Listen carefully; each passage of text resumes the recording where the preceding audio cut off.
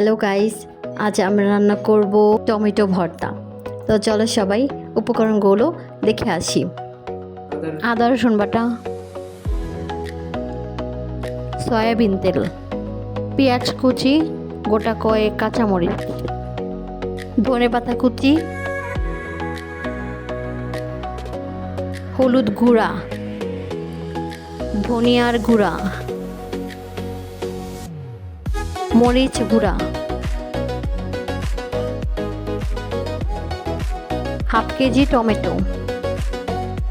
চুলায় একটি কড়াই বসিয়ে সয়াবিন তেল সাথে পেঁয়াজ কুচি আর মরিচগুলো দিয়ে দিব।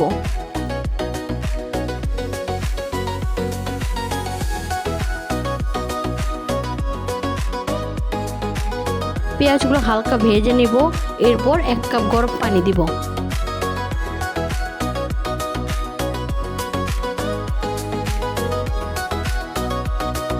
এক চামচ হলুদ গুঁড়া,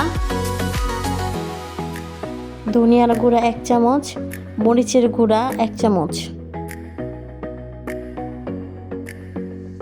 1 চামচ আদা রসুন বাটা,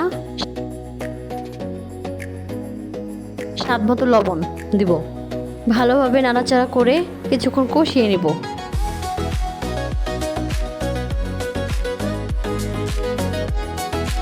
কষানো শেষ, এখন টমেটোগুলো দিয়ে দিব। এরপর হালকা নাড়াচাড়া করব। এখন একটু ঢেকে দিব।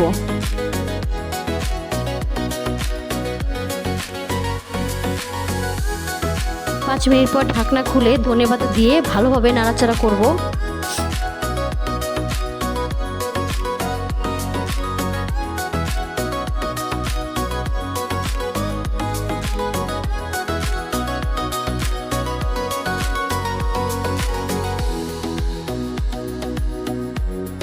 এভাবে কিছুক্ষণ নাড়াচাড়া করার পর আমার রান্না শেষ। এখন গরম গরম পরিবেশন করব। আমাদের ভিডিওটা যদি ভালো লেগে থাকে তাহলে লাইক, শেয়ার, কমেন্টস করবেন এবং সাবস্ক্রাইব করবেন চ্যানেলে। ধন্যবাদ সবাইকে।